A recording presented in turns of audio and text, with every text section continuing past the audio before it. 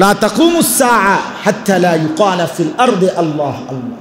যখন জমিনে আল্লাহ আল্লাহ বলা হবে না, হ্যাঁ, তখন কিয়ামত হবে। কিয়ামত হবে না ততক্ষণ পর্যন্ত, যতক্ষণ পর্যন্ত জমিনে আল্লাহ আল্লাহ আওয়াজ হবে, মুমিনের আওয়াজ হবে। এটা যেদিন নাই আর কেউ আল্লাহ আল্লাহও বলে না, তো তখন সব নিকৃষ্ট মানুষে ভরে যাবে কিয়ামত।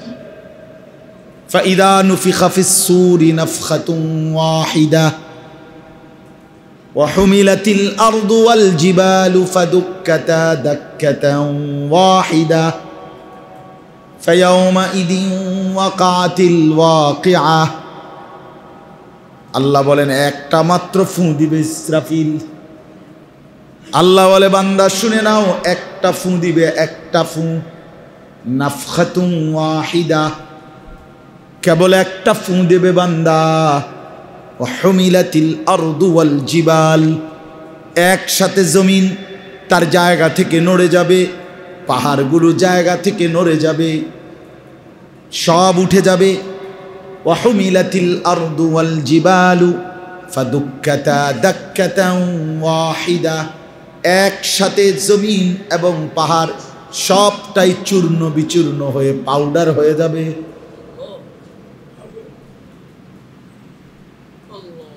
ফায়াউমাইদিন ওয়াকাতিল ওয়াকিআ, আল্লাহ বলেন তখনই সেই মূল ঘটনা হাসরের মাঠ কিয়ামত অনুষ্ঠিত হবে। সেটাই বড় ঘটনা। অমুকের বাচ্চা হয়েছে, এটা নতুন আশ্চর্য কোনো ঘটনা না। আরো মানুষেরও বাচ্চা হয়েছে, ওই ছেলেটা গোল্ডেন A+ পাইছে, এটা কোনো অবাক ঘটনা না। আরো বহু মানুষ হয়েছে এমন রেজাল্ট। গাবি বাচ্চা দিছে, এটা কোনো নতুন ঘটনা না। ভূমিকম্প হয়েছে, এটাও নতুন ঘটনা না। ঘূর্ণিঝড় হয়েছে, এটাও নতুন ঘটনা না। অমুকে বিল্ডিং করছে, এটাও নতুন ঘটনা না। ওইখানে অ্যাক্সিডেন্ট হয়েছে, এটাও কোনো নতুন ঘটনা না। সব চলমান ঘটনা পৃথিবীর, ঠিক কিনা বলেন? কিন্তু পৃথিবীতে একটা ঘটনা ঘটবে, আল্লাহ বলছে ইদা ওয়াকাতিল ওয়াকিআ লাইসা লিওয়াকাতিহা কাদিবা। আল্লাহ বলেন একটা ঘটনা ঘটবে বান্দা, আমি একটা ঘটনা ঘটাবো, এমন একটা ঘটনা ঘটাবো। ঘটনাটা হলো এই যে এই কায়নাতের যা কিছু দেখছো কিছুই থাকবে না। ইদাস সামাউ ফাতারাত, আসমান ভেঙে কাচের মতো চুরচুর হয়ে ভাঙ্গা ভাঙ্গা পড়বে। ইদাল কাওয়াকিবু তাসারাত, কোটি কোটি তারকারাজি একসাথে জমিনে খসে খসে পড়বে।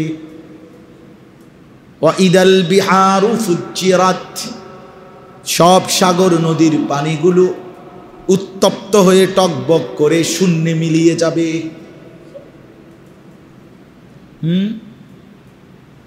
ইদা রাজ্জাতিল আরদু রাজ্জা, জমিন রেজা রেজা পাউডার পাউডার হয়ে যাবে। আল্লাহ বলেন এটাই ঘটনা। ফাইদা বারিকাল বাসার, চোখগুলো এমনি নির্বাক আটকায়া থাকবে। হ্যাঁ, এটা কি?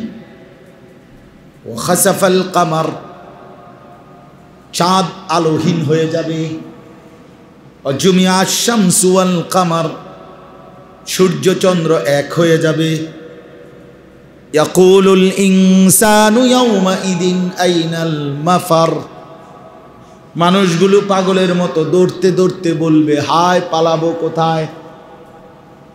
কাল্লা লা ওয়াজার, আল্লাহ বলবে কখনোই না বান্দা, আজ আর কোথাও আশ্রয় নাই। ইলা রাব্বিকা ইয়াউমাইদিনিল মুস্তাকার, আজ সকলেই গিয়ে উপস্থিত হতে হবে তোমাদের রব আল্লাহর নিকটে। ইউনাব্বাউল ইনসানু ইয়াউমাইদিন বিমা কদ্দামা ওয়া আখার, আল্লাহ বলেন সেদিন হাসরের ময়দানে নিয়ে আমি একজন একজন করে জানাবো তোমার হায়াতে তুমি কি করেছ, তোমার মৃত্যুর সময় তুমি কি কি দুনিয়ায় ব্যবস্থা রেখে গেছো, তোমার নামে নেকি কি কি তোমার মৃত্যুর পরে, তোমার নামে গুনাহ কি কি তোমার মৃত্যুর পরে এসেছে, সব জানাও। ওয়া ইন্নাদ দারাল আখিরাতা লাহিয়াল হায়াওয়ান, নিশ্চয়ই আখিরাতের ঘর জান্নাত, সেটাই কেবল জীবন, সেটাই বেঁচে থাকা, প্রকৃত হায়াত। লাউ কানু ইয়ালামুন, আমার বান্দা যদি তারা বুঝতো, আল্লাহ বলেন আমার বান্দাগুলো যদি এটা বুঝতো যে আখিরাতে হচ্ছে মূল ঘর, আসল জীবন। ইয়ালামুনা যাহিরাম মিনাল হায়াতিদ দুনিয়া ওয়া হুম আনিল আখিরাতি হুম গাফিলুন। আল্লাহ বলে মানুষগুলো কেবল দুনিয়ার বাহ্যিক দিক, মাটির উপরের দুনিয়ায় কেবল বুঝতেছে, অথচ আখিরাতের ব্যাপারে হয়ে আছে একদমই গাফেল। আল্লাহ বলেন ইকতারাবা লিন-নাসি হিসাবুহুম ওয়া হুম ফি গাফলাতিন মুরিদুন। হিসাবের দিন তো বান্দা একদম কাছায়া গেল, অথচ এখনো তো তুমি আল্লাহ থেকে বিমুখ হয়ে গাফেল হয়ে আছো, গাফেল হয়ে আছো। অথচ আল্লাহ বলে বান্দা আমি কিন্তু গাফেল নই। হ্যাঁ, আল্লাহ গাফেল? ওমা কুন্না আনিল খালকি গাফিলিন। আল্লাহ বলেন আমি আমার একটা সৃষ্টির ব্যাপারে এক সেকেন্ডের জন্য গাফেল নই। ওমা রব্বুকা বিগাফিলিন আম্মা তা'মালুন। আল্লাহ বলে বান্দা তোমরা যে যা করছো, তোমাদের রব আল্লাহ এক সেকেন্ডও তোমাদের থেকে গাফেল নয়। আমি রাতও দেখি, দিনও দেখি, আলো দেখি, অন্ধকারও দেখি, একাকী থাকলেও দেখি, সবার মাঝে থাকলেও দেখি। ওয়ালা তাহসাবান্নাল্লাহা গাফিলান আম্মা ইয়ামালুজ জালিমুন। আল্লাহ বলে জালেমরা, নাফরমানরা, পাপীরা তোমরা যে যা করছো, আমি আল্লাহকে কিন্তু গাফিল ভেবো না। মা ঘুমিয়ে, বাপ ঘুমিয়ে, পাড়াপড়শি কেউ টের পায় নাই, দুনিয়ার কেউ জানে নাই, কেউ দেখে নাই, আমি কিন্তু ঠিকই দেখছি। আলাম ইয়ালাম বিআন্নাল্লাহা ইয়ারা, তুমি কি জানো বান্দা আমি কিন্তু সারাক্ষণ তোমাকে দেখি। কতক্ষণ? আল্লাযী ইয়ারাকা হিনা তাকুম। আল্লাহ বলে বন্ধু আপনি যখন নামাজে দাঁড়ান আমি সরাসরি আপনাকে দেখি। ওয়া তাকাল্লুবাকা ফিস সাজিদিন, আপনি যখন রুকু সেজদায় আমার বান্দাদের সাথে উঠেন বসেন, রুকু করেন, সেজদা করেন, আমি তখনও আপনাকে সরাসরি দেখি। এজন্য বন্ধু বাপ সবাই মিলে ফিকির করেন, আপনার সম্পত্তির হিসাব একজন আলেমের কাছে আলাদা জিজ্ঞেস করেন। আপনাদেরকে বলি এই চাষা করে যে হুজুর আমার মোট জায়গা জমি নিলে হ্যাঁ, হুজুরে কারো কাছে বলবেন, ডাক্তারের কাছে রোগ গোপন করতে নাই, ঠিক কি না বলেন? ডাক্তারের কাছে কি করতে নাই? ঠিক আলেমে দ্বীনের কাছে গোপন না করে বলে যে হুজুর আমার এইটুকু আছে, এখন আপনি হিসাব করে, উনি না জানলে উনি আরো ভালো আরেকজন আলেম থেকে জিজ্ঞেস করে নিবে,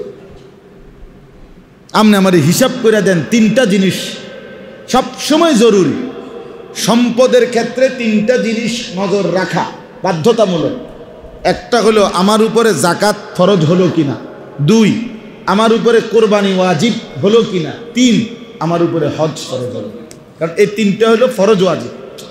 মসজিদে টাকা দিছেন না আপনি, আপনি বকিল আপনি দিয়েন না, ঠিক আছে। মাদ্রাসায় আপনি দান করলেন না, ঠিক আছে, করলেন না, আপনি বাবুরে টাকার মায়ায় আপনি দিছেন না। গরিব দুঃখী হাত পাচ্ছে আপনি দিছেন না, কইছেন মাফ করেন, কয় মাফ করেন। এর মতো অভদ্র লোক আর কেউ হয় না। একেবারে সবচেয়ে অভদ্র মানুষ ওই ব্যক্তি, একেবারে ফালতু লোক ওই বেটা। যে বেটা কেউ হাত পাতলে গরিব দুঃখীরে কয় মাফ করো। মাফ করো কি তা মানে? অর্থাৎ যে আমি যে তোর কাছে অন্যায় করছি তুই আমার মাফ করে, তাহলে এনে মাফ করার কিতা আছে? চাচা বেটা আপনার কাছে হাত কিছু সহযোগিতা দান খুঁজছে, আপনি কোন মাফ করো। একদম অভদ্র মানুষ, অভদ্র। রাসূল আল্লাহ তাআলা কোরআনে বলছে মুমিনের সিফাত, মুমিনের বৈশিষ্ট্য, সে নামাজ পড়ে, সে আল্লাহর রাস্তায় খরচ করে। এটা একেবারে এক সমান বৈশিষ্ট্য, সমান সমান বৈশিষ্ট্য। কম হোক, আরে ভাইয়া 1 টাকা হোক 2 টাকা হোক, মুমিন ফিরায় না, ইমানদার ফিরায় দেয়। হ্যাঁ হুজুর জানি, টিয়া উড়াইয়া এরপরে কি করে না করে, কত ফকির দেখছি সুদে টিয়া লাগায়, কত আলাপ করে, তাই নিয়ে জোনায়েদ বাগদাদি বুঝেন না কথা। হেবড়া হইল কি বাইজিদ বুস্তামি স্বাস্থ্য ভাই আলাপ করে। ওটা ওই বেড়ারে 5 টাকা দিবের ক্ষেত্রে শরীয়তের মাসালা এত কঠিনভাবে ওনার হিসাব রাখছে। বাপরে, যদিনই 5 টাকা নিয়ে ক্ষতিগ্রস্ত হয়, কিন্তু নিজে যে আপনার 12 লাখ টাকা সুদে টাকা রইয়া ফোলা বিদেশ পাঠাইছে, সেইটা কথা বলেন না কেন? ওইটা কি? হ্যাঁ, ওইটা তো নিকৃষ্ট হারাম। ওইটা তো ওই বাপ নিজের হাতে নিজের ছেলেটাকেও জাহান্নামী বানাবার ব্যবস্থা করলো, নিজেও জাহান্নামী হওয়ার ব্যবস্থা। বাপ ফুত এক রশিতে ফাঁসি দিল। বাপ ফুত কি এক রশিতে কি দিল? ফাঁসি দিল না? এক রশিতে দুজনে মিল্লা জাহান্নামের কি করে দিল? বুঝকো যে ফুত তুইও বরবাদ আমিও বরবাদ। এই কিস্তির এই হারাম টাকা দিয়া যে মানুষটা কিস্তি নিয়ে হারামের এই টাকাগুলো নেয়, সে যেন পরিবারে গিয়া বলে চলো একসাথে জাহান্নামী হব, তোমরাও বরবাদ আমিও বরবাদ। বাকি ফিডা খাওনের আগে যে 2 ভাত খাইতে আরো খাইয়া।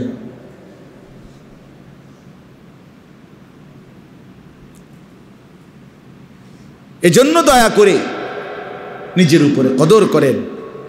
এই 3 মাসআলা মুরব্বীরা, বাবারা, চাচারা, আপনি গ্রামে থাকেন, আমি মূর্খ মানুষ, ছোটবেলায় পড়ছি না, ইতান কি আর আমরা এত তান বুঝিনি, এই সমস্ত সিহন আলাপ, রসের আলাপ, রঙের আলাপ এটি বাদ দেন। এগুলো বাটপারি কথা, এটা ধোকাবাজি, প্রতারণার কথা। আপনি বুঝেন, আপনি কিতা বুঝেন না? যে বেড়া সরু সরিয়া লিখতে পারে না, এ বেড়ারে বেড়ি কয় নাকি? তো বেড়া কি বুঝে না? এ বেড়া পাঙ্গাসের তেলাপিয়া কয় না, কোন এ বেড়া টাইলসের মাটি কয়, বলেন না আঙ্কেল বলেন তো। বেড়া কি বুঝে না? এখানে একজন লোক আমরা একটু জিগাই নাই তো, যে যিনি লেখা জানেন না, মনে করেন প্রাইমারি স্কুলে পড়ছেন না, ছোটবেলায় অক্ষর জ্ঞান নাই, ধরে নিলাম আপনি মূর্খ মানুষে কল, কিন্তু আপনি বোঝেন না কিতা? আমি 2-1টা কথা জিগাই, কি বুঝে না উনি? কোনটা রাত কোনটা দিন উনি বোঝে না? সফিউল্লাহ সব কয় না, ওটা বোঝেনি কেমন জিগান। তারপরে দেখো কয় আমরা কি আর এই বয়স আসেনি, ইতান কি আর আমরা কইল ওইবুনি, আলাপ করে চাঁদোয়ানে বইয়ে বইয়া গপ মারে। হুজুররা কয় তো ভালো লাগেই তো কয়, বুঝি আমরা লাগেই তো কয়, পারি না, পারে না, হ্যাঁ পারে না, কিন্তু ভাতের থালা দিবেন মাশাআল্লাহ।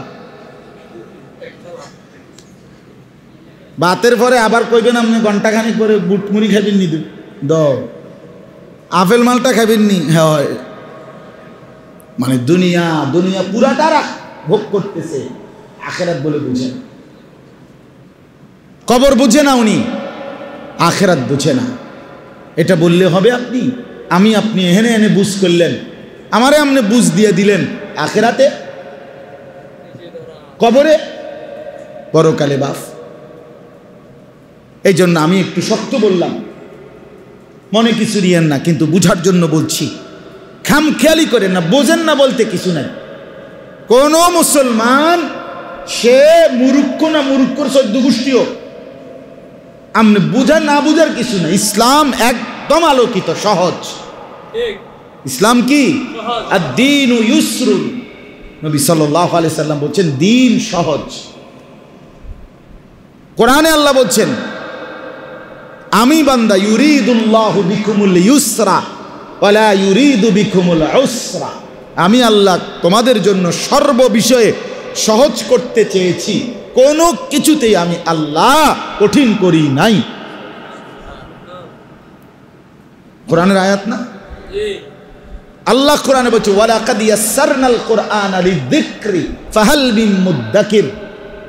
বান্দা যদি পড়তে চাও, বুঝতে চাও, মানতে চাও, আমল করতে চাও, যে কোনো আইটেমে কোরআনকে যদি গ্রহণ করতে চাও, আমি সহজ করে দিছি, তুমি নিয়ে দেখো, ধরে দেখো, ছুঁয়ে দেখো। কোরআন সহজ, কোরআন ওয়ামা জাআলা আলাইকুম ফিদ-দীনি মিন হারাজ। আল্লাহ বলেন আমি আমার দ্বীনের মধ্যে কোনো কিছুই কঠিন করি নাই, একটাও না। তুমি কঠিন বানাইছো, এই সমাজ কঠিন বানাইছে, আমাদের এই বদরসম কঠিন বানায়। একটা ছেলে মেয়ের বিয়েকে 20 লাখ টাকা 10 লাখ টাকায় নিয়ে গেছে, গায়ে হলুদ, তারপরে বিয়ার গাড়ি, তারপরে হাইয়েস প্রাইভেট কার ফুল দিয়া সাজাও, প্যান্ডেলের মধ্যে বেড়া বেড়ি 200 একসাথে খাবাও, টেবিল বসাও, চেয়ার লাগাও, এরপরে দিয়া সব বরযাত্রী 200-র কমে ইজ্জত থাকে না। তোর বেটা ইজ্জত আগের থেকেই নাই বেটা, তোর আবার ইজ্জত কি বেটা? যে নিজে মেয়ের পক্ষ থেকে যৌতুক নিলা জোর কইরা, তারার উপরে 200 বেড়ক ছাপাইয়া দিলা, তোমার কোনো ইজ্জতে নাই। তুমি কও ইজ্জত থাকতো না, ইজ্জত আসেনি তোমার? তুমি তো এমনি বেশরম মানুষ। ওই ছেলের বাপ তো এমনি নির্লজ্জ বেহায়া বেটা, যে বর যাত্রীতে 200 মানুষ 100 মানুষ নিয়ে গেছে, অথচ রাসূলুল্লাহ সাল্লাল্লাহু আলাইহি সাল্লামের সুন্নাত কি এটা ছিল? ইসলাম এটা বলেছে কিছু? তা আমি এডি কে বানাইছে? এই সমাজ বানাইছে, আমরা বানাইছি এই বদরসুমগুলো। তাহলে 50,000 টাকার বিয়েটারে 5 লাখ টাকায় বানাইছে, 10 লাখ টাকায় নিয়ে গেছে। বিয়ের বাজার কঠিন বানায় দিছে, জিনা ব্যভিচারের বাজার কি করে দিছে? সহজ করে দিছে, সহজ করে দিছে। নাফরমানির বাজার সহজ করে দিছে। ছেলে ঘুরতেছে, মেয়ে ঘুরতেছে, কোনো সমস্যা নাই, কোনো সমস্যা নাই। অসভ্যতার বাজার গরম, নাফরমানির বাজার গরম, বিয়ের বাজার কঠিন। এটার মধ্যে এমন নিয়ম কানুন, এমন কিছু হিন্দুয়ানি সংস্কৃতি এটার মধ্যে ঢুকাইয়া দিয়া এটার এখন বিশাল কঠিন মানে। এখন একটা যুবক বিবাহ করতে রীতিমতো কাঁপে, কারণ আমি স্টাবলিশড হই নাই, উপযুক্ত বেতন নাই, ঠিকমতো বিয়ের খরচটা করার মতো 20 লাখ টাকা আমার কাছে নাই, বিয়ে করবো কেমন? কাজেই সারা রাত মোবাইল টিপো, বেডির ছবি দেখো, নাচ গান দেখো, নর্তকীর ছবি দেখো, হ্যাঁ, শরীর কাপড় নাপাক বানাও, চরিত্র শেষ করো, শরীরের যৌবনের ক্ষমতা নষ্ট করো, আখেরাত বরবাদ করো।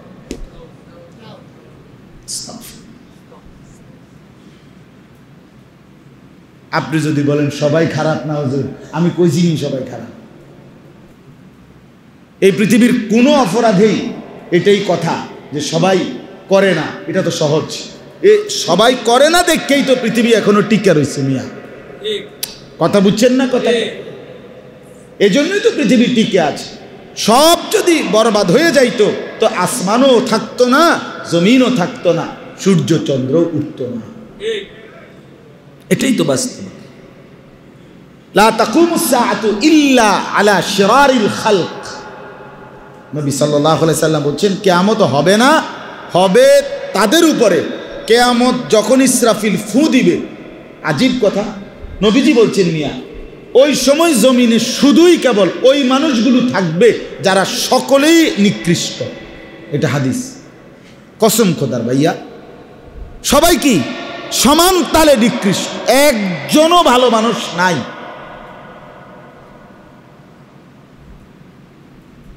তখনই কিয়ামত।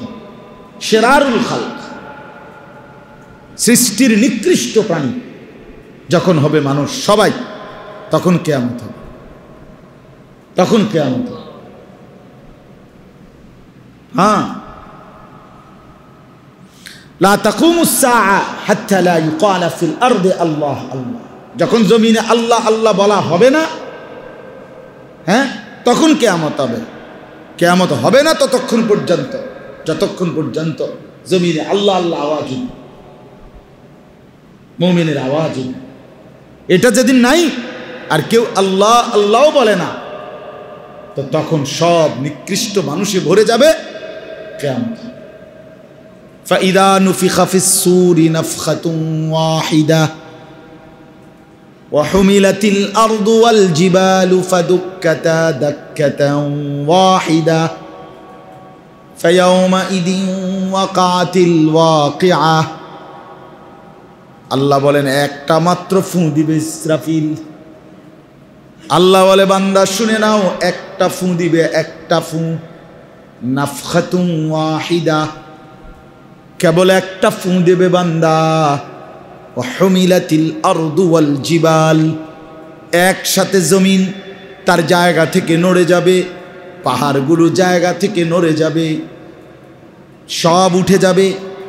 ওয়াহুমিলাতিল আরদু ওয়াল জিবালু ফাদুক্কাতা দাক্কাতান ওয়াহিদা, একসাথে জমিন এবং পাহাড় সবটাই চূর্ণ বিচূর্ণ হয়ে পাউডার হয়ে যাবে।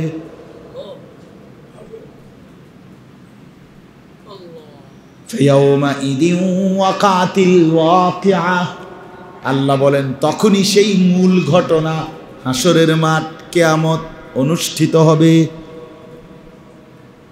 সেটাই বড় ঘটনা। অমুকের বাচ্চা হয়েছে, এটা নতুন আশ্চর্য কোনো ঘটনা না। আরো মানুষেরও বাচ্চা হয়েছে, ওই ছেলেটা গোল্ডেন A+ পাইছে, এটা কোনো অবাক ঘটনা না। আরো বহু মানুষ হয়েছে এমন রেজাল্ট। গাবি বাচ্চা দিছে, এটা কোনো নতুন ঘটনা না। ভূমিকম্প হয়েছে, এটাও নতুন ঘটনা না। ঘূর্ণিঝড় হয়েছে, এটাও নতুন ঘটনা না। অমুকে বিল্ডিং করছে, এটাও নতুন ঘটনা না। ওইখানে অ্যাক্সিডেন্ট হয়েছে, এটাও কোনো নতুন ঘটনা না। সব চলমান ঘটনা পৃথিবীর, ঠিক কিনা বলেন? কিন্তু পৃথিবীতে একটা ঘটনা ঘটবে, আল্লাহ বলছে ইদা ওয়াকাতিল ওয়াকিআ লাইসা লিওয়াকাতিহা কাযিবা। আল্লাহ বলেন একটা ঘটনা ঘটবে বান্দা, আমি একটা ঘটনা ঘটাবো, এমন একটা ঘটনা ঘটাবো। ঘটনাটা হলো এই যে এই কায়নাতের যা কিছু দেখছো কিছুই থাকবে না। ইদাস সামাউ ফাতারাত, আসমান ভেঙে কাচের মতো চুরচুর হয়ে ভাঙ্গা ভাঙ্গা পড়বে। ইদাল কাওয়াকিবু তাসারাত, কোটি কোটি তারকারাজি একসাথে জমিনে খসে খসে পড়বে। ওয়া ইদাল বিহারু ফুজ্জিরাত, সব সাগর নদীর পানিগুলো উত্তপ্ত হয়ে টকবক করে শূন্যে মিলিয়ে যাবে।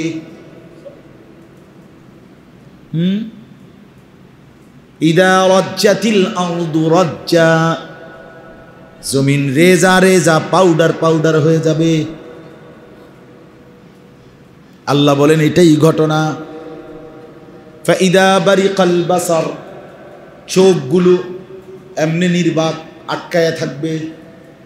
হায় এটা কি? ও খাসাফাল কামার, চাঁদ আলোহীন হয়ে যাবে। অজুমিয়া শামসু ওয়াল কামার, সূর্য চন্দ্র এক হয়ে যাবে। ইয়াকুলুল ইনসানু ইয়াউমাইদিন আইনাল মাফার, মানুষগুলো পাগলের মতো দৌড়তে দৌড়তে বলবে হায় পালাবো কোথায়। কাল্লা লা ওয়াজার, আল্লাহ বলবে কখনোই না বান্দা, আজ আর কোথাও আশ্রয় নাই। ইলা রাব্বিকা ইয়াউমাইদিনিল মুস্তাকার, আজ সকলেই গিয়ে উপস্থিত হতে হবে তোমাদের রব আল্লাহর নিকটে। ইউনাব্বাউল ইনসানু ইয়াউমাইদিন বিমা কদ্দামা ওয়া আখার। আল্লাহ বলেন সেদিন হাসরের ময়দানে নিয়ে আমি একজন একজন করে জানাবো তোমার হায়াতে তুমি কি করেছ, তোমার মৃত্যুর সময় তুমি কি কি দুনিয়ায় ব্যবস্থা রেখে গেছ, তোমার নামে নেকি কি কি তোমার মৃত্যুর পরে, তোমার নামে গুনাহ কি কি তোমার মৃত্যুর পরে এসেছে, সব জানাবো। খামখেয়ালি জিন্দেগি বাপ, খামখেয়ালি। মুসলমানের তাজা তাজা সন্তান, ওহো 14 বছর 15 বছর 16 বছর, তাগড়া ছেলে, মাথার চুল থেকে পায়ের নখ পর্যন্ত একটা রোগ নাই। চোখে, নাকে, কানে, হাতে, পায়ে, ভিতরে, বাহিরে। আমাদের এক এক বয়স্ক মানুষের কত রোগ। 40-এর পরে যারা, প্রত্যেকেরই 2-4টা 10টা রোগ আছে, আছে না বাপ? ওরা একদম তরতাজা। এই তাজা শরীরটা, তাজা জিন্দেগিটা, কোনো রোগ ব্যাধি কিচ্ছু না, কিন্তু একটা সেজদা দেয় না। কত নিকৃষ্ট, কতটা নিকৃষ্ট, কত বড় খোদার দুশ্মন, কত বড় গাদ্দার, কত বড় গাদ্দার। কোনো রোগ নাই, কোনো ব্যাধি নাই, কোনো অসুবিধা নাই, শারীরিক কোনো দুর্বলতা নাই, কিন্তু গাদ্দার কত বড় ঘাটতেরা। খোদার 365 দিনে এক বছরে কোনো দিন ফজরের নামাজ পড়ে না, এমন নিকৃষ্ট অসভ্য মুসলমানের পরিচয় ভারী নাই?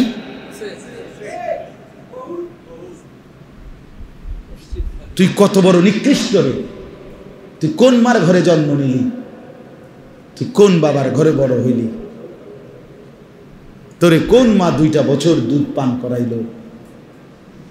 তুই কোন লজ্জায় বেশরম ভোটার আইডি কার্ড আর পাসপোর্টের পরিচয়ের মধ্যে নিজের ধর্মের পাশে ইসলাম লেখলি কেন? নাফরমান, লেখলি কেন?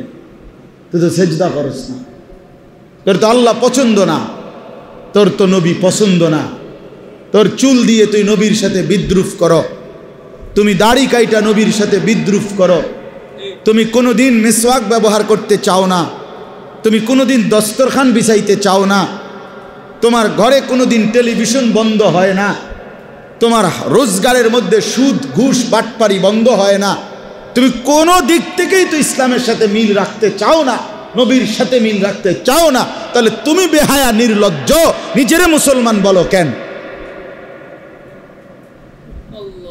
তুমি লেখো যে ধর্ম জানা নাই,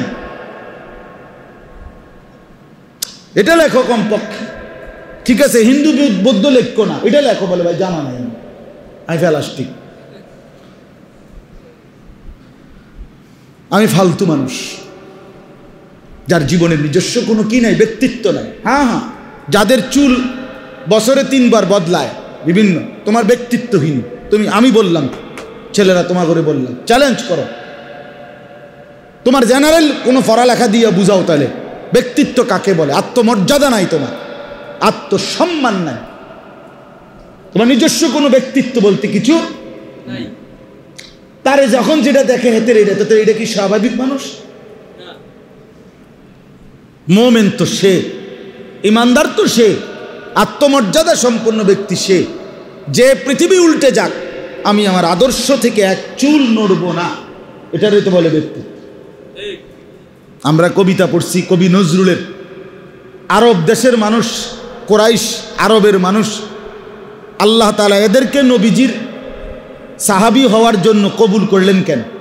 মানে এখানে নবীকে এই লোকগুলোর দিয়ে সাহাবী এখান থেকেই তো হয়েছে না, এমন কেন বানাইলেন? তো এখানে নিয়ম আছে যে এই আরবরা, কিতাবেও আছে, আরবরাই একমাত্র এমন জাতি, এই আরব, এই মক্কাবাসী, এরা জীবনে কোনোদিন এই জাজিরাতুল আরব, আরব উপদ্বীপের এই মানুষগুলো, এই বেদুইনরা, এরা তৎকালীন সময়েও পৃথিবীতে 2টা সুপার পাওয়ার দেশ ছিল পৃথিবীতে। একটা হলো রোম সাম্রাজ্য, এখান থেকে আমি এই আয়াতটা পড়ছি, রোম সাম্রাজ্য অর্থাৎ আজকের যে ইটালি, এই ইটালির রাজধানীর নাম হলো রোম। কথা বুঝছেন? তো এই রোম এখন যে একটা রাজধানী এর দূর ছিল না, আগে বিশাল, মানে বলা যায় পৃথিবীটাই দুই ভাগে ছিল, একদিকে রোম সাম্রাজ্য আরেকদিকে পারস্য সাম্রাজ্য, মানে এখনকার ইরান, ইরাক সহ সিরিয়া, এগুলো সব এটা ছিল পারস্য অগ্নিপূজকদের সাম্রাজ্য, আর ওইটা ছিল রোম খ্রিস্টানদের সাম্রাজ্য। এই দুইটা সুপার পাওয়ার ছিল, এই দুইটাই ছিল পরাশক্তি। আমেরিকা, রাশিয়া, চীন এখন যেরকম মাতবর, বুঝেন নাই, ওই সময় পৃথিবীর মাতবর ছিল ওরা, একদিকে রোম একদিকে পারস্য। কিন্তু ওই রোম সাম্রাজ্য পৃথিবীর বহু অঞ্চল দখল নিছে, নিজেদের সাম্রাজ্য বিস্তার করছে। পারস্য সাম্রাজ্য ওই যে ইরান সহ এই অগ্নিপূজক তারা, কিসরা, কাইসার, তারাও বহু এলাকা দখলে নিছে, নিজেদের সাম্রাজ্যের অন্তর্ভুক্ত করছে। কিন্তু কোনো দিন নবী সাল্লাল্লাহু আলাইহি সাল্লামের আগেও কোনো দিন এই মক্কা, আরব উপদ্বীপ, এই রোম এবং পারস্যের কেউ তাদের অধীনে নিতে পারে না, কোনো দিনও পারে না। পৃথিবীতে কখনোই আরব কারো অধীনে ছিল না নবীজির আগে। অর্থাৎ এরা এতটাই স্বাধীনচেতা ছিল, আত্মমর্যাদা সম্পন্ন। সাহারায় ওরা ধুকে মরে, তবু পড়ে না শেকল পদ্ধতির, মানে প্রয়োজনে সাহারা মরুভূমিতে মরে যাবে না খাইয়া, কিন্তু শেকল কারো অধীনতা ওরা স্বীকার করত না। এই জন্য আল্লাহ তাআলা এই অদম্য জাতি, যারা কারো বাঁধন মানে না, আল্লাহ তাদেরকে নির্বাচন করে যখন তাওহীদ তাদের কলিজার মধ্যে ঢুকছে, এবার গোটা পৃথিবী কালেমার পতাকা উড়ায় দিয়েছে। কাউরে মাছ বাঁচে না, কেডা মারবো, কেডা অনেক লোক বেশি, ওইনে শত্রু বেশি, তাগো আছে, থর বেড়া দুমদারাক্কা উড়ায় লাইছে সব। সাহাবায়ে কেরাম যেদিকে গেছে এদিকে সাফ। আফ্রিকার জঙ্গলের প্রাণী সেগুলোরে সরাই লাইছে, জঙ্গলের প্রাণী যুগ যুগ ধরে সেই প্রাণীদেরকে, এই সাপ, বিচ্ছু, বাঘ, ভাল্লুককে হযরত উকবা ইবনে নাফি' রাদিয়াল্লাহু তাআলা নবীর সাহাবী, মাত্র 22 বছরের, উনি 30,000 সাহাবী নিয়ে ওইখানে দাঁড়ায়া বলছে, আমরা আল্লাহর রাসূলের সাহাবী, নাহনু আসহাবু রাসূলিল্লাহ, ইন্না হাহুনা মুনজিলুন, আমরা এখানে অবস্থান করব, জায়গা খালি করো। ফারজিউ মিন হুনা, এখান থেকে কি হও, সরে যাও। ফাইন ওয়াজাদনাকুম বাদা হাদা কাতালনাকুম, যদি এই ঘোষণার পরে তুমি করে কাউরে পাই একদম হত্যা করে এলাম, সরো। জঙ্গল সাপ। আত্মসম্মান, যুবক ভাইয়া, আত্মমর্যাদা চাই। আপনাদেরকে বলি, বাবা, আপনার ছেলেটা তামসা করে, রংসং করে, ইসলামের কোনো চিহ্ন নাই, নমুনা নাই, মেয়েটার কোনো পর্দা নাই, 14 বছর 16 বছরের মেয়েটা প্রত্যেক দিন বেপর্দা, অসভ্যের মতো, নির্লজ্জা, বেহায়ার মতো প্রতিদিন সে বাইরে ঘুরে, আমনে বেড়া কামাই করেন, আমনে ঘাম বাইয়া বাইয়া পরে, আমনে বাজারের ব্যাগ, আমনে একটা ফাঙ্গাস মাছ কিনতে ফুরেরা বাজার আমনে চেক করছেন, বালা মাছটা আমনে কদুর কইটা কিনবেন, দুন্দুল কিনবেন 1 কেজি, আমনে ফুরেরা বাজার ঘুরছেন, কত কষ্ট কইরা, রক্ত পানি কইরা, মাথার ঘাম পায়ে ফেললা আমনে বাজার করে আনছেন। আর এই অসভ্যরা একটা সেজদা দেয় না, রঙিন টেলিভিশন চায় আর মোবাইলে উলঙ্গ ছবি দেখে, নর্তকীর নাচ দেখে, এই জানোয়ারদেরকে খাওয়াইবার জন্য। হ্যাঁ, চাচা কইছে সত্য কথা, আমার আর দুঃখ নেই, আলহামদুলিল্লাহ। চাচা বুঝছে কথাটা, ঠিকই তো, সত্য কথা, আলহামদুলিল্লাহ। আল্লাহ আপনার বরকত দান করুন। বলেন, আমি কার জন্য, আরে আমি কার লাগা কষ্ট করলাম, কি রে? একটা ইনসাফ তো থাকা উচিত। বেচারা 28 বছর বিদেশ করে, আমি এবারও দেখছি ভাই, জিদ্দায় গেছি যে, আহারে আমার দেশের মানুষ প্রবাসী 28 বছর বিদেশে। আচ্ছা, একটা লোক যদি 20 বছর বয়সে বিদেশ যাইয়া থাকে, আর যে 28 বছর ওইখানে, তাহলে কত হলো? তাহলে লোকটার আর থাকলো কি জাকির ভাই? হায়াতটা কি রইল আর? সে তো তার সোনালী জীবনটা শেষ। করে দিছে এই রৌদ্র এই ঘামে কষ্ট করে বিনিময় আয়সা যদি দেখে স্ত্রীর চরিত্র নাই, ছেলে মেয়ের আখলাক নাই, ফুতে নামাজ পড়ে না, বিবি পর্দা করে না, মেয়ে বেচারার অর্জনটা কোথায়? তার সারাটা জীবনের কষ্টটা, তার সারা জীবনের কষ্টটা কি হলো? তাহলে ইনসাফ সাথে বলে বলে আল্লাহ আমাদেরকে মাফ করে দেন। ভাবতে শিখেন। আমি এক কথার ফেরিওয়ালা, সব শুনি, এই কথাগুলোই বলতে চেষ্টা করি, ভাবাইতে চাই, ফেরাইতে চাই। আসলে কি আমাদের হালাত হলো, মানে এক কথায় আমরা এত বেশি দুনিয়ামুখী, সব কিছু, জওয়ান বুড়া, হ্যাঁ, সবাই সবাই মিল্লা দুনিয়া, যার যে আঙ্গিকে দুনিয়া। ফোলাফাইন হয়তো রং তামসায় ব্যস্ত, মোবাইল টুপ লইয়া, আর বয়স্করা এই সুদের টাকা, কিস্তির টাকা, আরও কিভাবে টাকা মিলাইয়া সংসার করে দিয়ে যাইব, হালাল হোক হারাম হোক কোনো বাজ বিচার নাই। তো সবাই তো দুনিয়া লোক, সবাই তো দুনিয়া নিয়েই পড়ে আছে। আখেরাত কোথায়? খাট পালং সোফা ফার্নিচার এই নিয়েই ব্যস্ত হইলাম। ছেলের নামাজ, মেয়ের নামাজ, স্ত্রীর পর্দা, ছেলের বউয়ের পর্দা। ওই দেখেন জামাল ভাই, আপনি দেখেন, ওই ছোট বাচ্চা দেখেন, দেখছেন? না না না, তার বাবা হোক ভাই হোক কেউ তার হাতে বড় মোবাইল দিয়ে দিছে, এই বাচ্চা ছেলে ভিডিও করতেছে আর অভিভাবক তামসা দেখতেছে। বুঝছেন কেমনে নষ্ট হয়? বুঝছেন নষ্ট হয় কিভাবে? এই আরে আমনে কোন, আমি কাবা শরীফে আল্লাহর ঘরে তাওয়াফ করে চারিদিকে, এইবারও দেখছি বাপ মা মানে জামাই বউ তাওয়াফ করে, এর দুরি পোলাডারে বড় মোবাইলটা দিয়া বয়াই দিছে একখান দিয়া, হেইতে দুই হাতে অনবরত গেমস খেলতেছে, মোবাইল টিপতেছে। তারা আল্লাহর ঘরে তাওয়াফ করে, তারা আল্লাহরে রাজি করে, ফোলারে বংশ করে দিছে।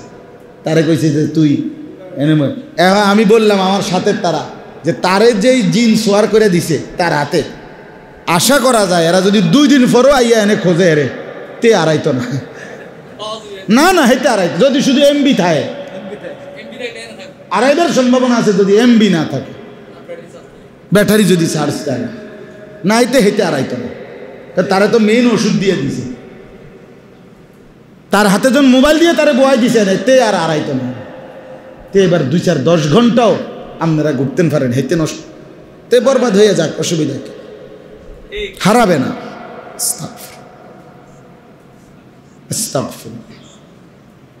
ওই মা বড় জালেম, ওই বাপ বড় জালেম, ওই ভাই ওই বোন ওই স্বজন বড় জালেম, যারা অপ্রাপ্ত বয়স্ক সন্তানের হাতে এই বড় মোবাইল তুলে দিছে। ওরা নিজ হাতে সন্তান নষ্ট করে দিছে, ওরা বরবাদ করে দিছে। বাচ্চাটার ঘুম যায় না মোবাইল না দেখলে, বাচ্চার নাস্তা খায় না মোবাইল না দিলে, বাচ্চা আর পড়তে যায় না মোবাইল না। প্রতি বছর বিশ্বাস করেন, আমি আজকেও আমরা কথা বলতেছি, প্রত্যেক বন্ধে এই যে আমাদের মাদ্রাসাগুলো নুরানি, হাফিজি, কওমি মাদ্রাসা, আপনি খবর নিয়ে দেখেন, ছোট বড় যেই কোনো, আমার মাদ্রাসায় আলহামদুলিল্লাহ 450 ছাত্র, সব ছেলে, 30 জন স্টাফ, 28 জনেই মাদ্রাসায় থাকে আবাসিক, এই শিক্ষক কর্মচারী, শুধু 2 জন আমি আর একজন শিক্ষক বাহিরে থাকে। তাইলে প্রত্যেক বন্ধে এই 3 মাস পরে 2.5 মাস পরে যখন বন্ধ দেই, 3 দিনের 6 দিনের 7 দিনের পরীক্ষার পরে বন্ধ দিতে হয় না, বা কোরবানির ঈদে, রোজার ঈদে, বিশ্বাস করেন চাচা, প্রত্যেক বন্ধের পরে অভিজ্ঞতা হইল, প্রতিটা মাদ্রাসা আপনি খবর নিয়ে দেখেন 2-4-5 জন ছাত্র ছুটে গেছে, আড়াই জন হাতে আর ফুটতো না। এখন জিজ্ঞাসা করেন কেন? ওই যে এই 5 দিনে বাদ গিয়া এক টানা যে গিয়া যে মোবাইলটা লইছে, আর আসবার দিন হয়তো জোর করে তারে রাখতে আইসার কোনোভাবেই পড়তে চায় না, তার মাথার তো নেশা হলো মোবাইল। প্রত্যেক বন্ধের পরে, আমি সবসময় প্রতি বন্ধের 2-3 দিন পরে আমার মাদ্রাসা আমি জিগাই এবার কয়জন ছুটছে, 2-4 জন ছুটবেই শুধু মোবাইলে। হাই মুসলমান, রীতিমতো আমি সেদিনও বলছি মাদ্রাসায় অবস্থা দাঁড়াইছে এমন, মাদ্রাসাগুলো প্রকৃত আলেম বানাইবার জন্য যারা আমরা স্বপ্ন দেখি, আমরা মানে বুঝার জন্য বলতেছি, অবস্থা দাঁড়াইছে এমন যে অভিভাবক যেন আমাকে প্রতিপক্ষ হয়ে দাঁড়াইছে। কথাটা আপনি বুঝছেন না? অবস্থা এখন আমি যদি একবারে চুলচেরা বিশ্লেষণ করি তাহলে আমি এটা বুঝাই কোথায়। অভিভাবকে কি হয়ে দাঁড়াইছে আমাকে, মানে বাচ্চাটারে নিয়ে আমরা চাই একরকম, অভিভাবক চাই প্রতিপক্ষ হয়ে গেছে, প্রতিপক্ষ। তাহলে এভাবে হইলে সন্তান আলেম হবে? এভাবে সন্তান দিনদার বানানো যাবে? 3 দিনের জন্য আপনার কাছে বাড়িতে পাঠাইলাম, আপনি 3টা দিন বাচ্চাটারে নিয়ন্ত্রণ করতে পারলেন না, 5 ওয়াক্ত নামাজও পাঠাইলেন না, মোবাইলটার থেকেও ফিরাইতে পারলেন না।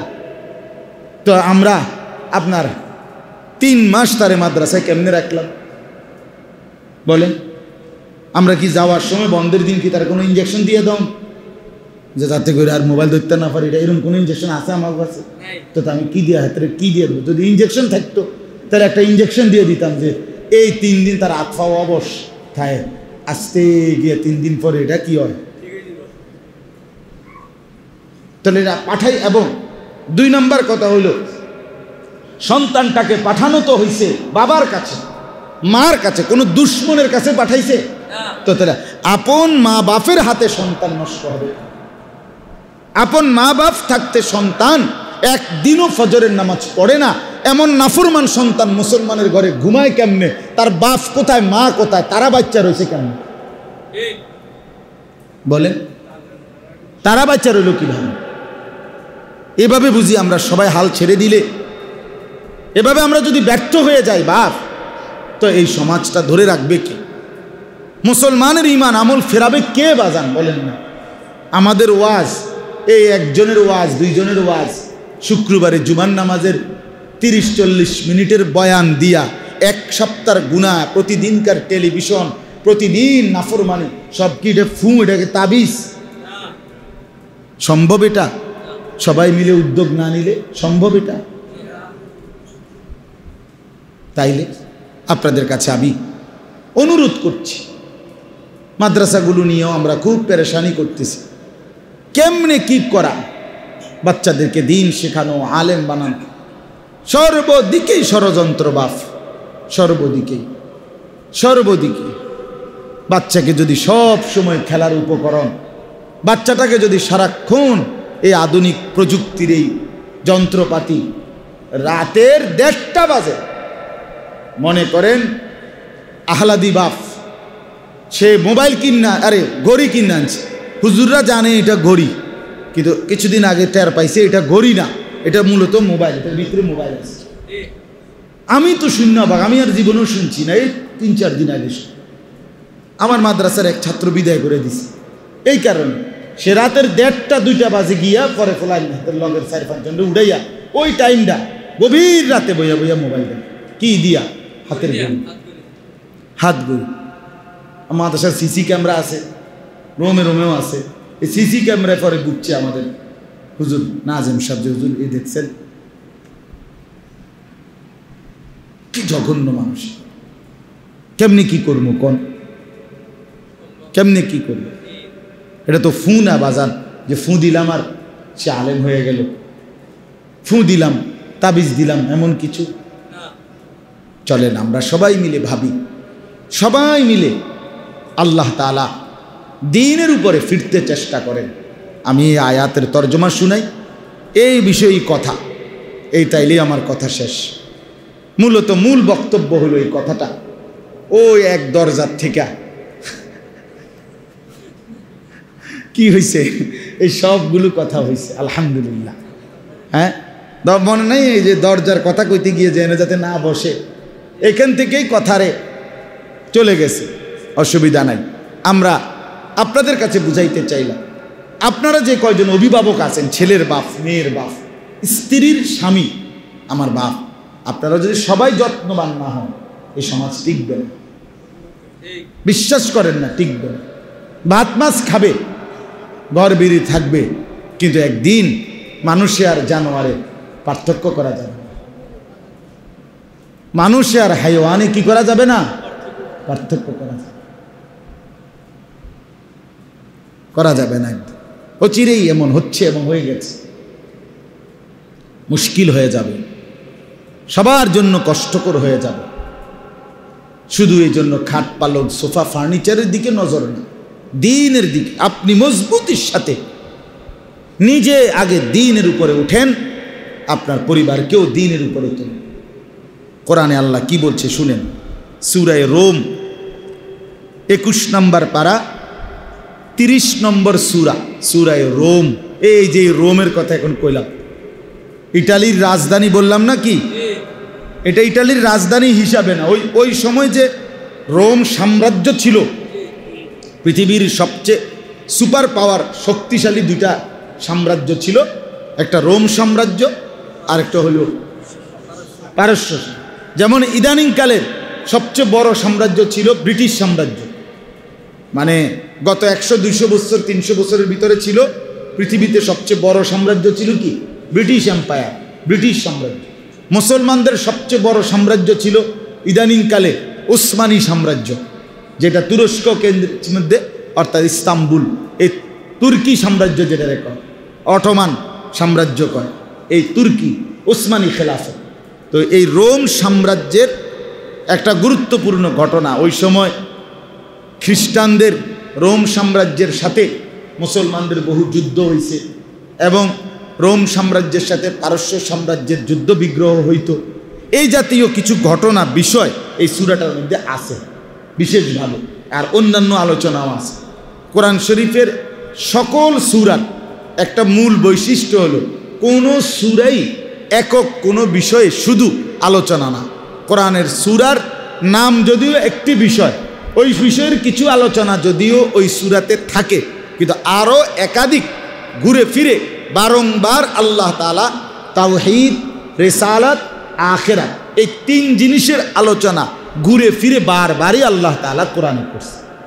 কোথাও আছে তাওহীদ মানে আল্লাহর একত্ববাদ, কোথাও আছে রিসালাত মানে রাসূলুল্লাহ সাল্লাল্লাহু আলাইহি সাল্লামের অনুসরণ, আনুগত্য এবং নবীজির যে দ্বীন শরীয়ত এগুলো, আর কোথাও আখিরাতের কথা, কবর, হাসর, মিজান, ফুলসিরাত, পরকাল, জান্নাত, জাহান্নাম, আযাব, এগুলোর বিষয়ে আলোচনা।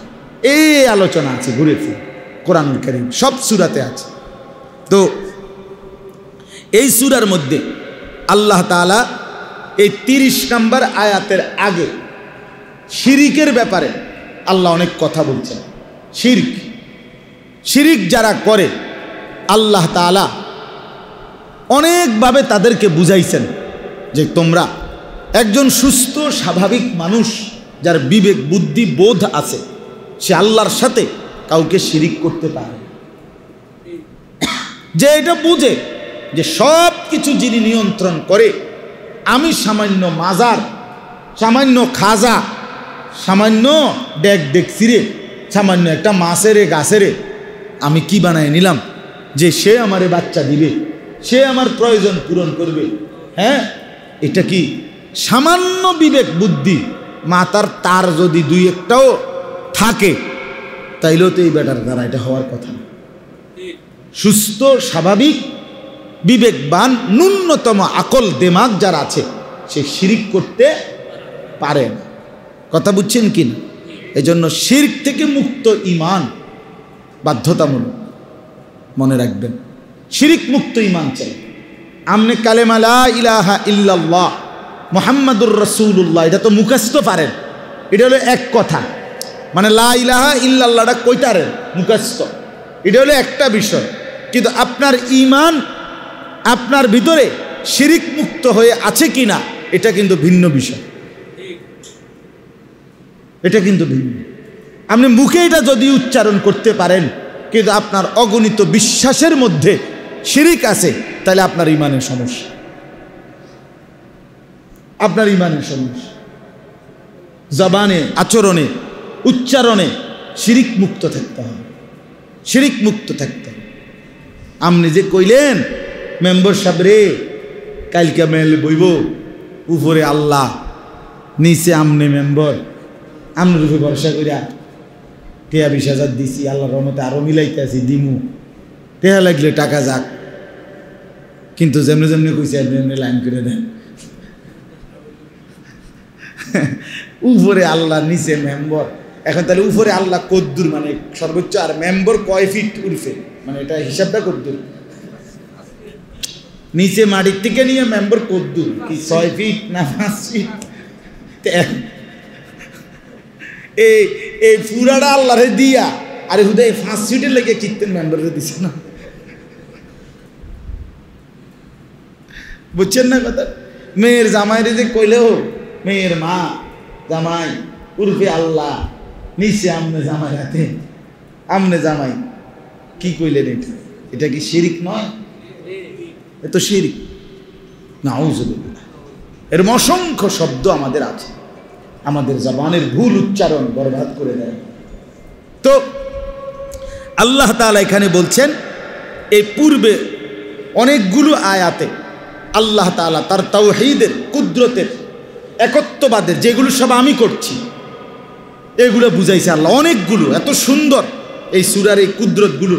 আল্লাহ বলেন, আসমান আমি একাই সৃষ্টি করেছি, জমিন আমি একাই সৃষ্টি করেছি, নারী পুরুষ আমি একাই সৃষ্টি করছি, উভয়ের মধ্যে স্বামী স্ত্রীর বন্ধন এটা আমি করে দিচ্ছি, ভিন্ন ভিন্ন ভাষা আমি দিচ্ছি, ভিন্ন ভিন্ন রং আমি দিচ্ছি, বিভিন্ন সাইজের মানুষ আমি বানাচ্ছি। আল্লাহ বলেন, যেদিকে দেখো আমার কুদরত। কার কুদরত? আমি আল্লাহ। যেদার দেখতা হো তু হি তো, হাজার মে শজর মে তেরে রঙ্গ বুহে।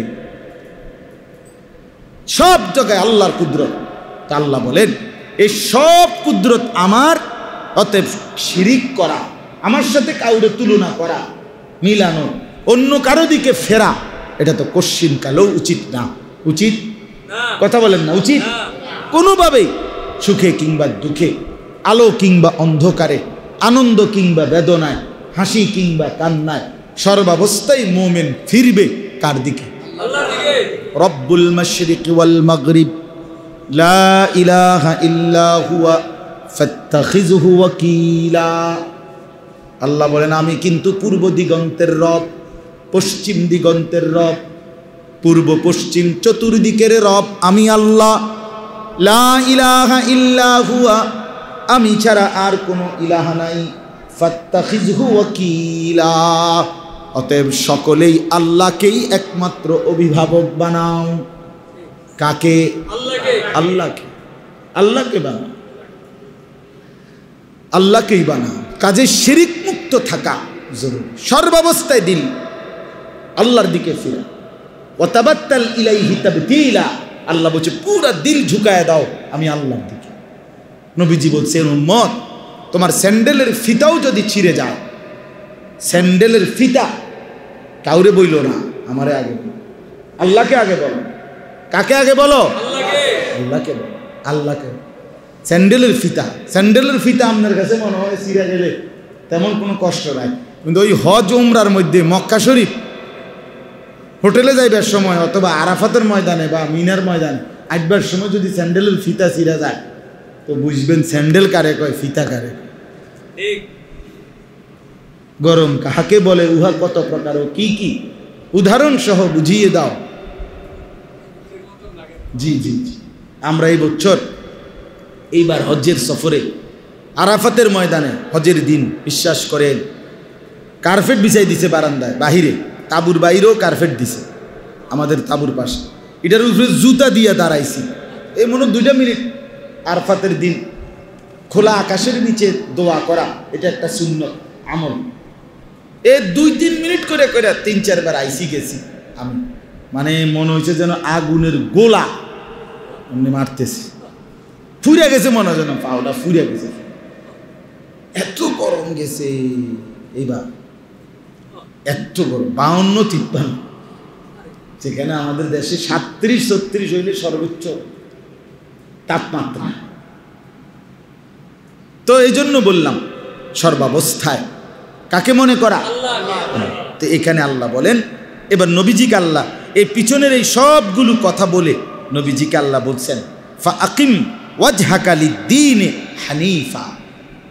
আল্লাহ বলেন নবীকে সম্বোধন করে, তাফসিরে লিখছে আল্লাহ পাক নবীকে সম্বোধন করে বলছেন, অথবা প্রত্যেক ইমানদারকে বলছেন, একজন একজন করে, একজন একজন করে।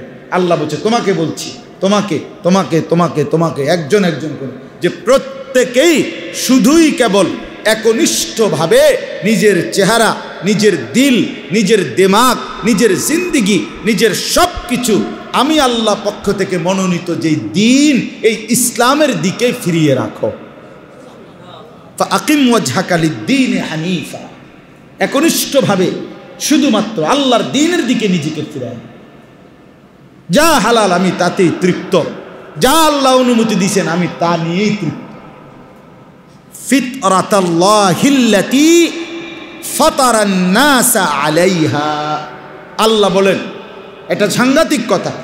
প্রত্যেক মানুষের ভিতরে, কথাটা খেয়াল করেন, এই শেষ কথাটা, আল্লাহ বলেন প্রত্যেক মানুষের যে সৃষ্টিগত শরীরটা আমি দিছি, এই সৃষ্টির শরীরটার মধ্যেই আমি সত্তাগতভাবে, সৃষ্টিগতভাবেই ইসলাম মানার, দিন মানার, আমার হুকুম মানার জন্য পূর্ণ যোগ্যতা দিয়েই আমি আল্লাহ তাআলা তাকে সৃষ্টি করেছি। সৃষ্টিগত যোগ্যতা আছে। কোনো দিন যদি কুফরির কারণে, শিরিকের কারণে, ভিন্ন পরিবেশের কারণে, বন্ধুদের আড্ডার কারণে, গুনাহের পরিবেশের কারণে, হারামের কারণে, বিশ্বাস করেন, যদি কেউ কোনো দিন আপনার এগুলোর থেকে ছুটেও যায়, কিন্তু আল্লাহ পাক তার ভিতরে সৃষ্টিগত যে যোগ্যতা দিন মানার রাখছেন, এটা কখনোই কোনো ব্যক্তির শরীর থেকে ছুটে যায় না। এই জন্য কেউ এমনও হয় 90 বছর পরেও আল্লাহর দ্বীনের দিকে ফিরে আসছে। 100 খুনের আসামি হইয়াও, 100 মানুষ হত্যা করেও সে আল্লাহর দিকে ফিরছে, এমন নমুনা নাই পৃথিবীতে। তাহলে বোঝা গেল দিন মানার, ইসলাম মানার যে ফিতরাত আল্লাহ পাক সৃষ্টিগতভাবে দিয়ে দিছে ভিতরে, এটা কোনোদিনই মরে না, এটা কোনোদিন মরে না। ফিতরাতাল্লাহিল্লাতী ফাতারান নাসা আলাইহা, আল্লাহ বলেন আল্লাহর ফিতরাত, আল্লাহর চিরন্তন নীতি, সেটা যে আল্লাহ তাআলা এর ভিত্তিতেই প্রতিটা মানুষকে সৃষ্টি করেছেন। অর্থাৎ আল্লাহ এভাবেই প্রত্যেককে বানাইছেন। কাফেরের ঘরের যেই সন্তান, তার ভিতরেও আল্লাহ তাআলা দিন মানার, আল্লাহকে স্বীকার করার, আল্লাহকে চিনবার যোগ্যতা আল্লাহ তাআলা দিছিলেন। কিন্তু ফ্যাস খাইছে কি? ওই মা, ওই বাপ, ওই পরিবেশ তাকে কি করে দিছে? বরবাদ করে দিছে। ওইটা যদি সরে যাইতো তার থেকে, তাদের তাহলে তার কাছে হক জাহের হইত। লা তাবদীলা লিখালকিল্লাহ, আল্লাহ বলেন আল্লাহর সৃষ্টিতে কোনো পরিবর্তন নাই। অর্থাৎ ছোট বড়, গরিবের ঘরের, ধনীর ঘরের, বাংলাদেশের, ইউরোপের, ইন্ডিয়ার, পাকিস্তানের কোনো জায়গার কোনো মানুষের মধ্যে আল্লাহ তাআলা দিন গ্রহণ করার যোগ্যতা দেন নাই, এমন হইতে পারে না। আল্লাহ বলেন আমার নিয়মের মধ্যে কোনো কি নাই, পরিবর্তন নাই। প্রত্যেকের ভিতরে ইসলাম মানার যোগ্যতা আছে, আছে, আছে। অতএব আপনি যদি বলেন আপনারা মাদ্রাসা পড়ছেন, আপনারা হুজুর মানুষ, এটি আপনারা করবেন, আমরা সাধারণ মানুষ, আমরা গ্রামের মানুষ, আমরা স্কুলে পড়ছি, এই সমস্ত সিহন আলাপ, পাকনা আলাপ, ফালতু আলাপ কইরা হাসরের ময়দানে টিকবেন না, একদম টাঙ্গাইয়া ফিটবো মনে রাখ। না ফিটলে আমারে কই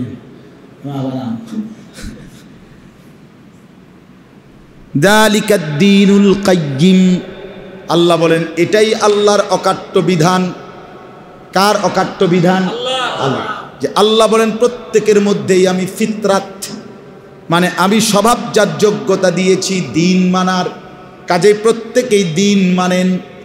ওয়ালাকিন্না আকসারান নাসি লা ইয়ালামুন, কিন্তু আল্লাহ বলেন অধিকাংশ মানুষই বুঝে না। সে কয় পারতাম না, আর হইতো না, বুড়ো হয়ে গেছি, আগে শিখছি না, ছোটবেলায় পড়ি নাই, আব্বা পড়ায় নাই, আগে বুঝি নাই, 2 বছর পরে বলছে এই ফলারে দিয়ে আর হইতো না, তে আর নামাজ পড়তো না। আল্লাহ বলে এই সমস্ত জাহিলি কথা, সংবং কথা, ফালতু কথা, এগুলো মানুষ ইচ্ছা করে বলছে। আসলে সৃষ্টিগত মানার যোগ্যতা কারো থেকেই কখনো কি হয় নাই, চলে যায় নাই, চলে যায়। আপনি আবার ঘষা মাজা করলে তার সেই যোগ্যতা ফিরে আসে, সেই যোগ্যতা। পৃথিবী সারা ডাকাতো কিতাবে আছে জমানার শ্রেষ্ঠ আল্লাহর ওলি হয়েছে। হয়েছে কি না বলেন? আল্লাহ বলেন মুনিবিনা ইলাইহি ওয়াত্তাকুহু ওয়া আকিমুস সালাহ। অতএব সকলেই, এবার আল্লাহর শেষ কথা, আল্লাহ বলে সকলেই আল্লাহর দিকে ঝুঁকো। কার দিকে? আল্লাহর দিকে।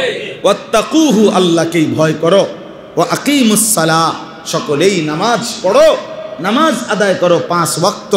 ওয়ালা তাকুনু মিনাল মুশরিকিন, আল্লাহ বলেন আবারও বলছি বান্দা, তোমরা কেউ মুশরিকদের অন্তর্ভুক্ত হও না, শিরিককারীদের দলে যাইও না বান্দা। দুনিয়া তো ভাত মাছ মিলবে, আখেরাত কষ্ট পাইবে। আমার ছেলেরা, আমার বাবারা, আমার নওজোয়ান বন্ধুরা যে কয়জন বসছেন সবাইরে বললাম শেষ কথা, বাস শেষ কথা। হ্যাঁ হ্যাঁ ঠিক, মহব্বত করে বলো যে ইনশাআল্লাহ বলো। মুরব্বীর দিকে চাইয়ে কও তোমার কি হয়? তোমার দাদা, আল্লাহ কবুল করে। হয়তো দাদার ফিকির, তাই এই জন্য বললাম মূলত আল্লাহ তাআলা বলছে ওয়ালা তাকুনু মিনাল মুশরিকিন, মুশরিক হইও না বান্দা, কষ্ট পাইবা। চাচা আপনাদেরকেও বলি বাবা, দুনিয়া তো কোনো না কোনোভাবে ভাত মাছ চাল ডাল, একবেলা শাক দিয়া, একবেলা গোস্ত দিয়া, আরেক বেলা মাছ দিয়া কোনো না কোনোভাবে জিন্দিগি পার করতেছেন। সুখে হোক দুঃখে হোক চলতেছে জীবন। আখেরাত চলবে না রে বাপ। দুনিয়ায় এখন হাসলে আবার কাঁদে, দুনিয়ায় এই রোদ, এই বৃষ্টি, এই হাসি, এই কান্না, কিন্তু আখেরাতে খোদার কসম কবরে যে একবার কাঁদবে সে আর কোনো দিন হাসবে না, যে একবার হাসবে সে আর কোনো দিন কাঁদবে না। আল্লাহ আমাকেই বুঝার তৌফিক দান করেন, আমাদের সকলকে কবুল করেন। আজকের এই মজলিস আল্লাহ তাআলা বরকত দান করেন। আলহামদুলিল্লাহ রাব্বিল আলামিন। মাওলাই করিম আপনি মাফ করে দেন, রব্বে করিম আপনি মাফ করে দেন, মেহেরবান মাওলা আপনি মাফ করে দেন। আয় আল্লাহ আপনি মাফ করে দেন, আয় আল্লাহ আপনি মাফ করে দেন, আয় আল্লাহ আপনি মাফ করে দেন। আগত জিন্দিগি সুন্দর করে দেন, ঈমান আমলের দৌলত দান করেন, তাকওয়ার জিন্দিগি দান করেন, গুনাহ থেকে বাঁচবার তৌফিক দান করেন। আল্লাহ জওয়ান বুড়ো প্রত্যেককে দিন মানার তৌফিক দান করেন, দিন মানার হিম্মত দান করেন। পর্দার আড়ালের মা বোনদেরকেও তৌফিক দান করেন, পর্দা পুশিদা দান করেন। এলাকার আশপাশের সমস্ত কবরবাসীদেরকে মাফ করে দেন, কিয়ামত পর্যন্ত কবরের আযাব মাফ করে দেন। আল্লাহ এই মাদ্রাসাখানা কবুল করে নেন, মাদ্রাসাখানা কবুল করে নেন, মাদ্রাসাখানা কবুল করে নেন। এই মসজিদ আপনি কবুল করে নেন। মসজিদ মাদ্রাসায় জায়গা দিয়ে, জমি দিয়ে, টাকা দিয়ে, পয়সা দিয়ে, বুদ্ধি দিয়ে, পরামর্শ দিয়ে যারা যখন যত খেদমত করেছে, আল্লাহ করছে, সকলকে উত্তম বিনিময় দান করেন। আল্লাহ মসজিদের ইমাম, খতিব, মুয়াজ্জিন, কমিটি, এলাকাবাসী, মাদ্রাসার সাথে সম্পৃক্ত যতজন, প্রত্যেককে আল্লাহ কবুল আর মনসুর করেন। আয় আল্লাহ জামাল ভাই সহ তার সমস্ত উস্তাদদেরকে কবুল করে নেন, ছাত্রদেরকে কবুল করে নেন। আজকের এই মজলিসে আপনি বরকত দান করেন, আজকের এই মজলিসে আপনি বরকত দান করেন, আজকের এই মজলিসে আপনি বরকত দান করেন। আল্লাহ আমাদের সকলকে আপনার দিন মানার তৌফিক দান করেন। অসুস্থ বিমারি যারা শিফা করে দেন, কামাই রুজিতে হালাল বরকত দান করেন। প্রবাসীদেরকে সহি সালামতে নিরাপদে রাখেন। মাওলা আপনার রাস্তায় আমরা বের হতে চাচ্ছি, আপনি কবুল করে নেন, আপনি তৌফিক দান করেন। আল্লাহ আমার দেশ আপনি নিরাপদ করে দেন, আমার দেশ আপনি নিরাপদ করে দেন, আমার দেশ আপনি নিরাপদ করে দেন। আল্লাহ আপনি দেশ শান্ত করে দেন, গোটা দেশ আপনি শান্ত করে দেন। আল্লাহ প্রতিটা নিহত ব্যক্তিকে আল্লাহ আপনি উত্তমভাবে কবুল করে নেন। আল্লাহ ইমানদার যারা মৃত্যুবরণ করেছে সকলকে মাফ করে দেন। আয় আল্লাহ যতজন আহত, আল্লাহ অ্যাক্সিডেন্ট করেছে, আল্লাহ অসুস্থ হয়েছে, আল্লাহ যতভাবে আল্লাহ আহত হয়েছে, আল্লাহ প্রত্যেককে শিফায়ে কামেলা আজেলা দান করেন। আয় আল্লাহ এই মসজিদ মাদ্রাসা এলাকাবাসীকে আরও বেশি দিন ও ইমানের উপরে থাকার চলার তৌফিক দান করেন। রব্বির হামহুমা কামা রব্বায়ানি সগীরা, রব্বির হামহুমা কামা রব্বায়ানি সগীরা। সুবহানা রব্বিকা রব্বিল ইজ্জাতি আম্মা ইয়াসিফুন ওয়া সালামুন আলাল মুরসালিন ওয়ালহামদুলিল্লাহি রাব্বিল আলামিন।